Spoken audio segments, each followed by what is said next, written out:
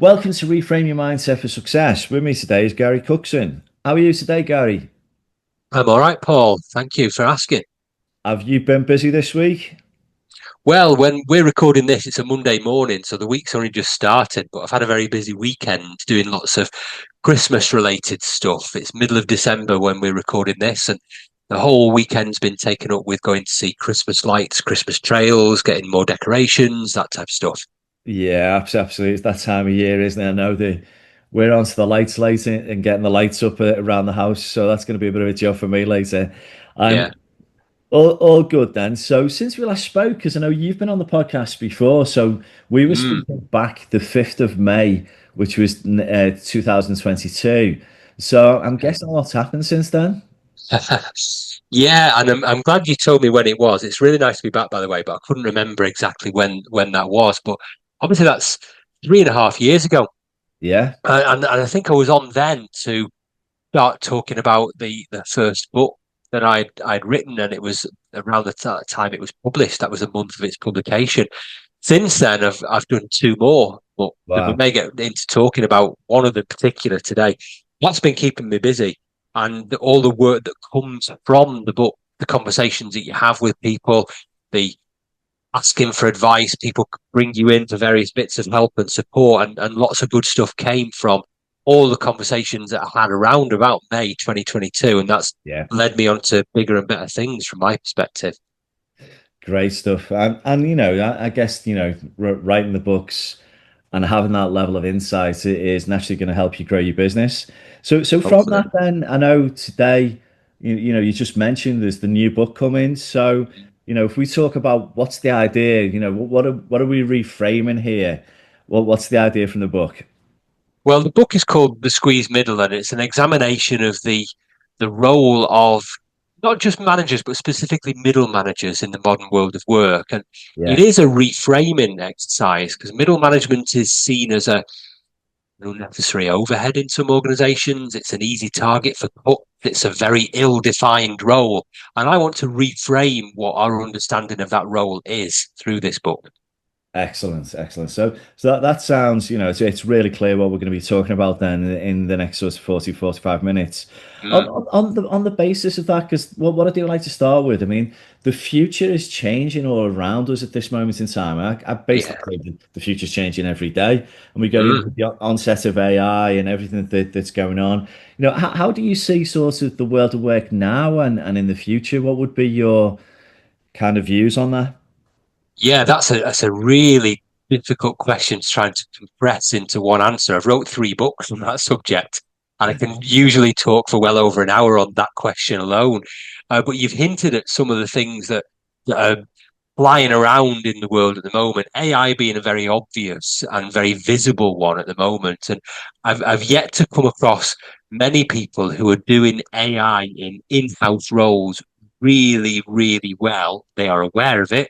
They are Yeah. experimenting with it, or they're at the early stages of that. And I think if we fast forward, say 3, 5, 10 years, we'll see people coming to rely ever more heavily on generative AI, and it taking a lot of the slack on doing some of the routine administrative work, and we'll see it helping professionals to do their jobs even better. So there's one thing. Building on themes from other things that I've spoken about, written about, it's to do with where and when work takes place. I think we're seeing a shift Yeah. there. We are within a longer term shift away from working 6, 7 days a week, which the society used to do 300 or 400 years ago, to our current model of about 40 hours a week across 5 days. And no one ever said that that's where we had to stop. And I think there are lots of debates at the moment, and I'm part of those debates about where do we go next from here. We don't see 5 days as the end point or as a staging point on a longer journey. And we're seeing a shift away from work being something that's seen as done in a fixed location, in a fixed time. The pandemic helped us to think through the location aspect, and what's happened there is it's changed people's mindsets, changed people's views of what work is and how it needs to fit around, flow around what they've got in their lives. And we're seeing some societal changes as a result of that, as new generations enter the workplace and older generations exit it. So work's becoming more fluid, and Yeah, AI is helping with that, it's accelerating that, because it's changing our notion of how work is done, not just where and when, but how and by who. So for me, the future of work is all mixed up in all those things, and it's an exciting time to be in work. definitely. So do you think the shift, there's a lot of talk around, going from the 5 to 4 days. I know some organizations have done that across the world and some industries and so forth. Do you think that's going to be the natural move next? I think not necessarily. I think it's not helpful to fixate on 4 days as being the next point on this journey. And I say that as my organisation is 4 days a week, so I'm slightly hypocritical in saying that. But away from five, certainly.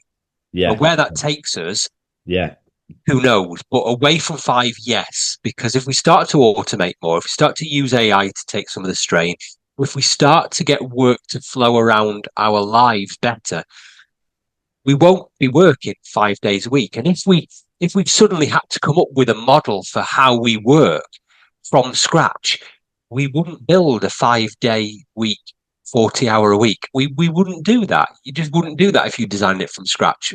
So we need to almost have a blank canvas and think, well, what would we build if we were designing work from scratch? And I don't think it would be four either. I think there isn't a one size fits all approach to this. Some industries will need to do more, others will need to do less. Some people will want to do more, and others will want to do less. So it's away from five rather than towards something else. Really interesting because you're talking about that and it being quite fluid. And what was coming to my mind then, but obviously I love the football, but I was thinking about the way that you have a 4-4-2 or a 4-3-3. It's the Mm. flexibility and the tactics, isn't it, that suit you. As you said, Yeah, if you had a blank page, what is it that we'd actually really design? What would be most yeah, effective? So that's a really, really interesting concept. So, it so is. coming back then to the big idea, then we're talking about the squeezed middle today. Yeah. So how would you describe that for people, then? What's that? What does that mean? Well, the title comes from the perception that middle managers, and I suppose all managers are in the middle to a degree, are squeezed by various pressures in organizations. They are handling pressure from above in terms of making strategy real and translating that into operational reality. They're handling pressure from below, from their frontline teams and any other managers who report to them, to help them make sense of what's going on in organizations, help them see what value they bring to the organization, and protect them from some of those winds of change that are prevalent in organizations. And they're doing it without a great deal of support. So the book Yeah, talks to that reality of what middle management is, or indeed management in the middle is. And it tries to find the right balance for managers. And they are squeezed. And when organizations are dealing with economic pressures, for example, they look to make cuts. And one of the areas that they will traditionally look to make cuts is in middle management. It's yeah, something that's been the case for many, many decades. And during the research for this book, I looked at articles written in the early 1970s looking at, do we need to cut middle managers, and why shouldn't we cut middle managers? So this debate that we're having, it isn't new. And yeah. it's always been the case that in the middle of the organization, you are seen as not necessarily adding the value that the top and the bottom do. And that is, like I said before, something that I think we need to reframe a little bit. Right. Okay.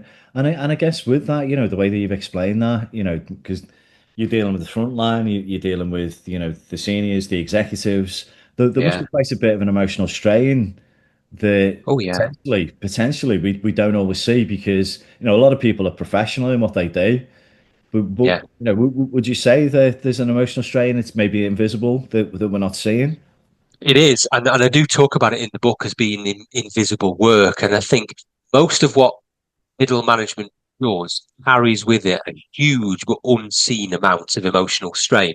So, for example, they are carrying the culture in organizations. They are experiencing change. They are helping individuals and helping teams. They're like an early warning system, middle managers. but they are absorbing pressure, like I said, from both directions, from above, from below. They are filtering it before it hits the person for whom it's intended. They are preventing and de-escalating issues before they become visible. So they're dealing with a lot of things that are bubbling under the surface. And this is emotional labor. They are resolving conflict. They are networking and influencing across the organization and with external stakeholders too. They are juggling strategic direction with operational reality, sometimes in a very unclear situation as well.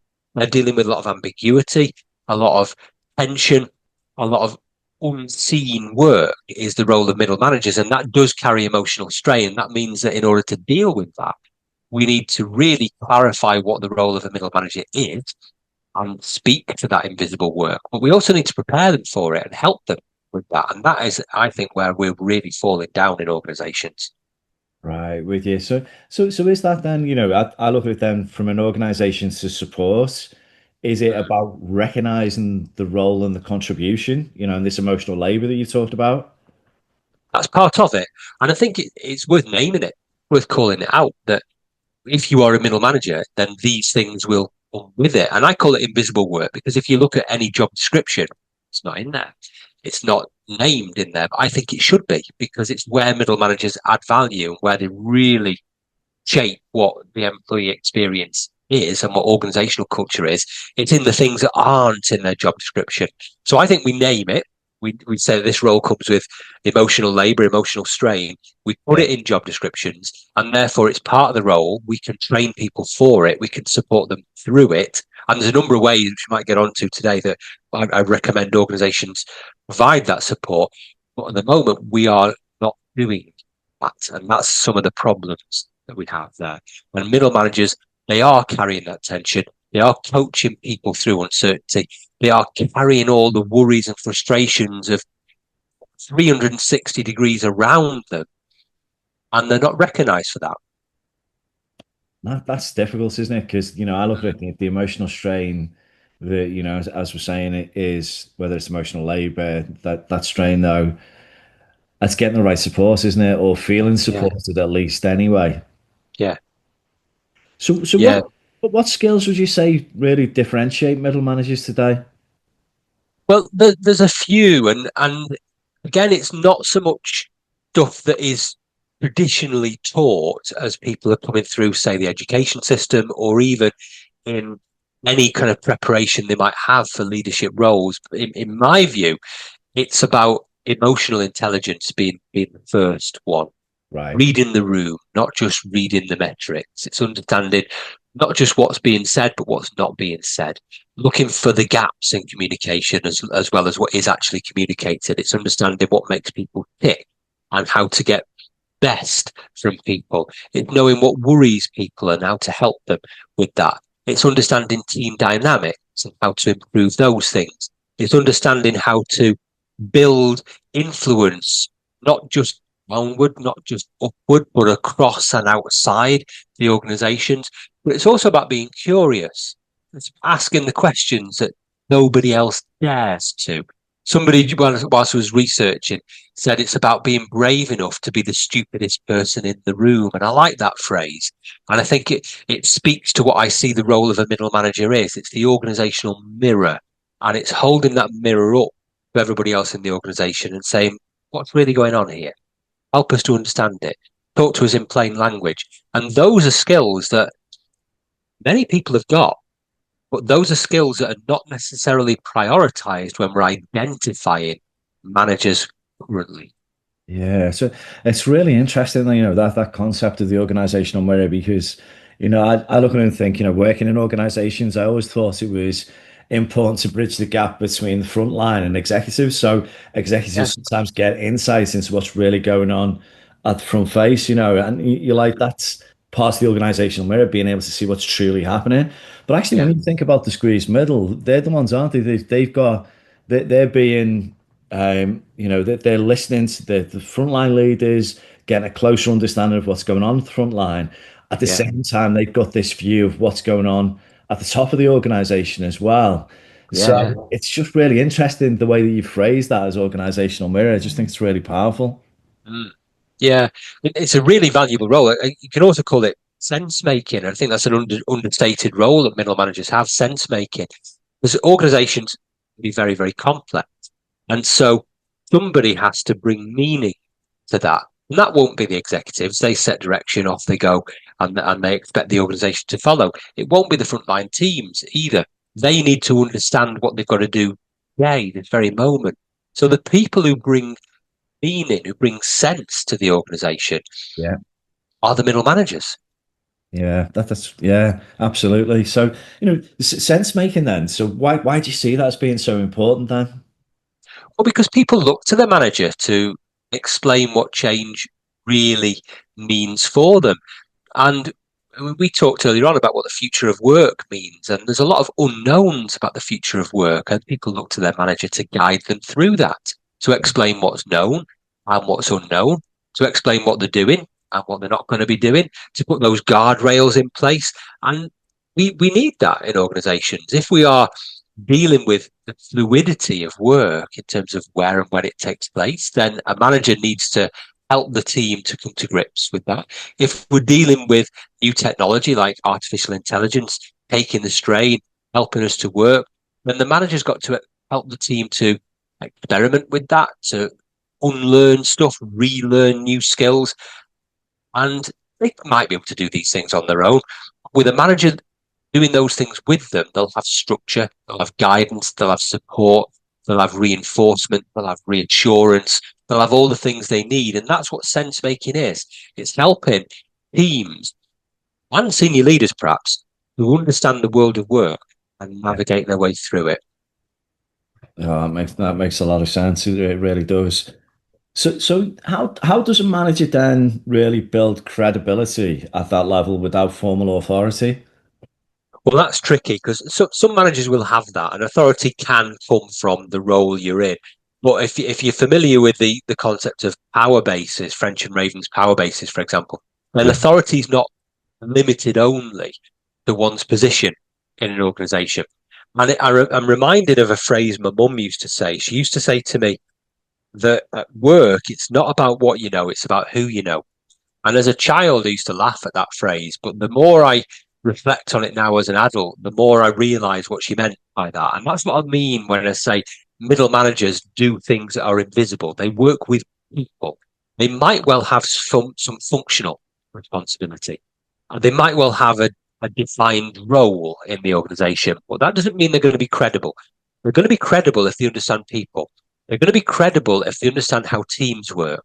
And they're going to be credible if they understand how communication flows across the organization, the process chains that get work done. They're going to be credible if they are consistent, reliable, and fair, and all those things build trust with the people they work with. They're going to be credible if they can create clarity out of messy situations. And they're going to be credible if they can work out loud with people. So their thinking needs to be transparent so that people can see this isn't a perfect person here who knows everything. They are working things through themselves, and I can do that with them. And that builds credibility. And all those things, again, not necessarily things that we identify in the managers of the future as we're looking down in the organization to who might be a manager in the next few years, nor are they things that we traditionally train people in. And so we've got gaps in Yeah. things. Yeah, makes total sense. So on the basis of, because I look at it and go, there's always a burning platform, there's always a fire drill.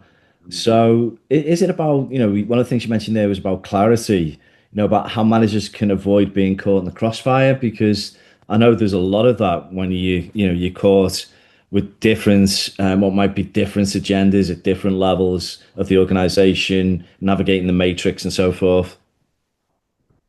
Yeah, and managers are in the crossfire. They are, of course, the squeeze middle.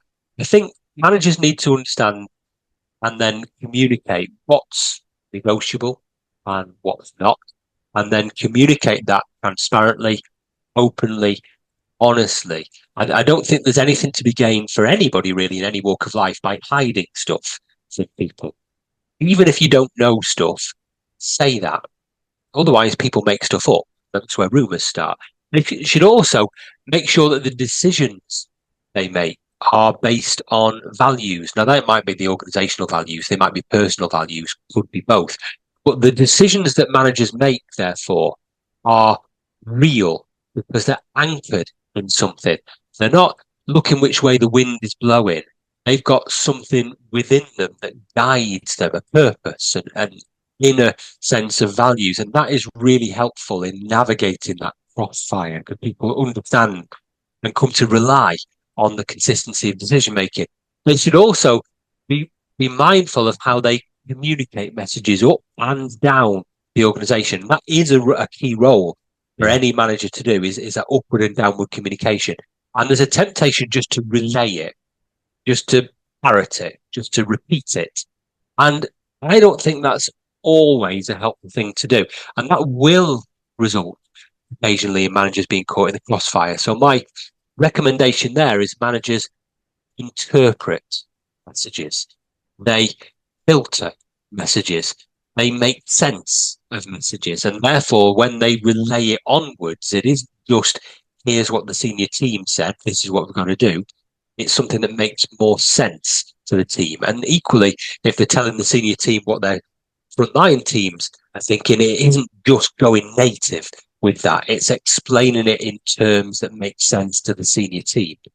And I think those are ways in which they can avoid being caught in the crossfire to a degree, at least.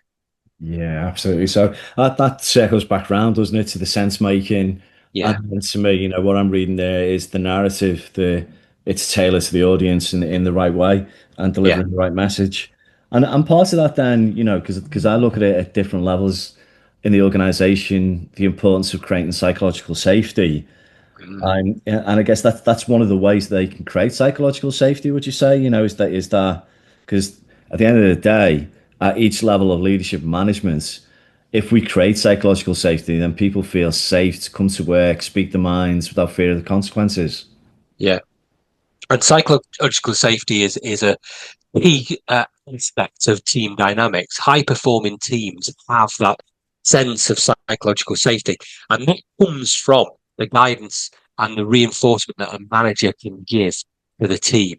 So things like modeling curiosity rather than judgment. I think it's really important that a manager doesn't feel like they've got to have all the right answers, but instead they feel that they should have all the right questions. And that really helps to create that sense of psychological safety.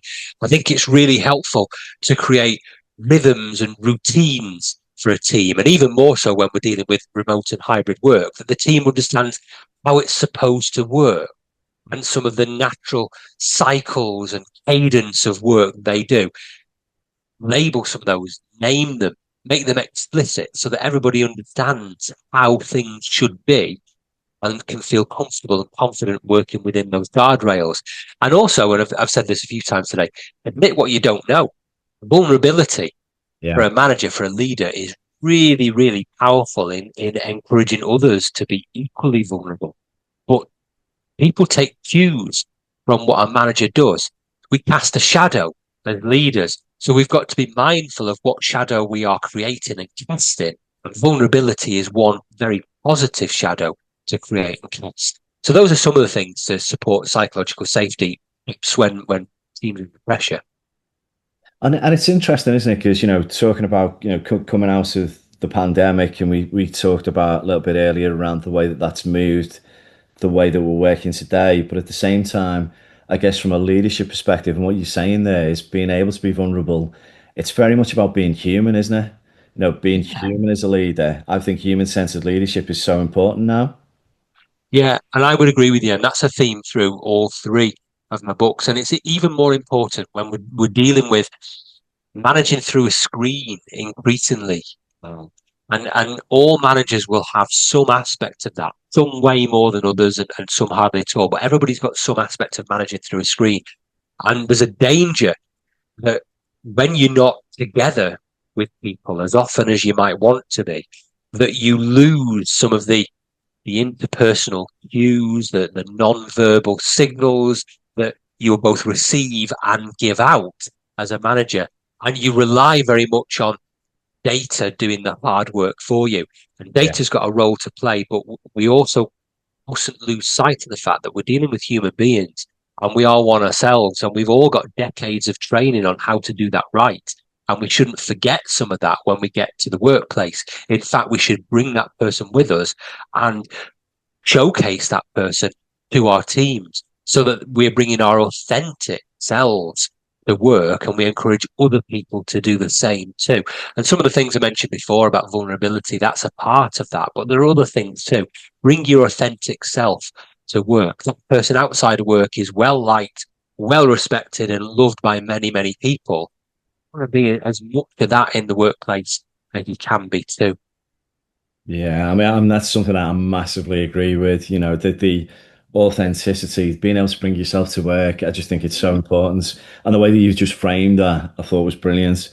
So on the basis of, you know, because I look at any leadership level in a way, the ability to push back, but maybe that squeeze middle at times feel real pressure that it can be difficult to push back on, you know, what might be needed in the organization when they don't think or feel it's right. Yeah, and pushing back is difficult, and always very tricky to navigate the complexities of organizational politics and power dynamics and so on. But managers in the middle should push back when it's appropriate and when they can. They've got to feel confident enough to do that. So confidence is something we should look to support them better with. But for example, if senior leaders' expectations exceed operational capacity, there's a risk that we're going to get people burning out or stressed or in work. So there's a time that managers should push back. Maybe when senior leaders' decisions are incompatible with the reality that's lived by the frontline teams, that's a time that we should push back too. Maybe when being silent would imply complicity with a decision that isn't quite ethical. Maybe that's a time we should push back to, referring to our personal values again, or organizational values. But also when teams are talking to us, we shouldn't always accept what our team say. We should listen to them. We should discuss with them, certainly. But we should push back if the direction the team wants to go in isn't compatible with the strategic direction or doesn't contribute to strategic goals. So managers have got to be capable of and confident to push back in both directions. And again, that confidence building and the chance to try some of these out in a safe environment before it goes real is something that we should do in a part of the preparation for being a manager. We don't always do that. Yeah, that's a really interesting concept, and that in itself, then it's kind of it, right to me. It's being in the right culture, isn't it? The right environment, having that psychological safety, being able to test and experiment. So thinking about culture, it is the role of middle managers when we look at it. Do you think they have a big part to play in defining culture in the organization? Oh yeah, definitely. I mean, I think I said before that they anchor various things, but they also create aspects of culture as well. So they are the ones who turn what might be abstract organizational values into real behaviors and spot those in their teams and reward and recognize those in their teams. They shape the environment in which their teams operate. So we mentioned rituals before, norms, expectations, the guardrails. They can sustain culture during disruption, and they can help to manage and implement change in line with organizational culture during, say, transformation, which is often top down. Middle managers will make sense of that kind of change and anchor it in the cultural norms and expectations. They are dealing with the emotions that their teams have and trying to link those to organizational values and personal values. They are creating the artifacts, the stories, the rituals that exist in the organization. And they want to be the kinds of people who are talked about long after they've left an organization. So they need to think about the footprint they're creating on organizational culture, because the middle manager is able to do that and should be able to do that in a really positive way. But again, we don't train and prepare people for that. They have huge power in creating culture, shaping culture, maintaining culture. We don't always show them how to do that. Yeah, and it's really, interesting listening to everything that you said, the importance of the middle manager. But you think at times that maybe they're forgotten about, there's large change programs or even development programs that can bypass middle managers at times. Yeah, and more often than any of us would like, because change is very often top down. And senior leaders will have spent some time wrestling with the change itself, usually before they've told anybody else in the organization about it. And there's a temptation at that point to try and fast forward the change, to speed it up from senior leaders, without realizing that somebody's got to go through the same wrestling process with that change before teams are going to be ready to do that. And there's often a sense of urgency from senior leaders when they are ready to change. They want the rest of the organization to change straight away. And they might see middle managers, therefore, as a blocker or a barrier or something that slows down the process of that change without realizing that what they are doing is making sense of that change. They are a channel for the change. They are reconciling the emotional burden of that change so that when the teams change, it is adapted to local circumstances. It's co-created. It is incremental rather than big bang approach, and it will stick. And if we are tempted, as many organisations are, to bypass middle managers completely for the sake of speed, well, it might mean, and often does mean, that change doesn't land well and change doesn't work as well. So it's more a case of slowing down in order to be more effective rather than rushing something through. And that's where middle managers come in. They're not blocking change, they're helping change the work. Absolutely makes sense. Totally.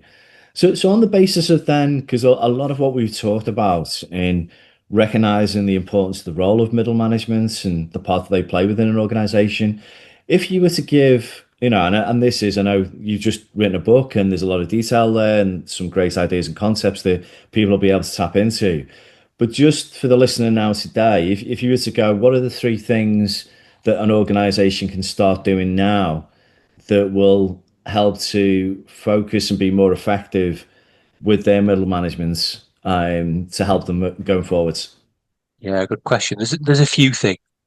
Number one, I would try as much as you're able to clearly define the role of a middle manager, leaving aside the functional responsibilities that any middle manager is bound to have. Leave them aside because they're usually very well defined and focus on the rest. Focus on that emotional, relational, invisible work that I've talked about today and really clarify what the expectations are from that. Name the things that they need to do so that everybody is clear what that role is going to be. Too often, middle management is seen as a stepping stone when you're going somewhere else. It shouldn't be. It can be a destination in and of itself. So treat it in that way. Treat it as a really valuable, often attractive role for people to aspire to. Give them a sense of direction if they're thinking about doing that. And then identify people who've got the skills or could develop those visible skills, the core operating skills for a middle manager, and prepare them for that. Too many organizations shove people into management roles because they were good at the job underneath. Well, they might well be good at the job underneath, but no guarantee they're going to be good in that management role. So give them a taste of what is coming for them. Have a really clear pathway that people can work towards. And note that some people won't want to be a middle manager once they find out what it's all about. And have that escape ramp for people. Have that individual contributor route so somebody isn't going to have those sense making, emotional intelligence type skills that I've mentioned, that I call in the book smarter skills rather than softer skills. If they haven't got them or can't develop them, don't push them up the organization. Push them into a role where their skills are going to be equally useful without harming anybody. And there's a real danger if you push people into middle management roles and they haven't got those types of skills, they could harm people. Sometimes inadvertently, sometimes on purpose. Both are bad. So think it through.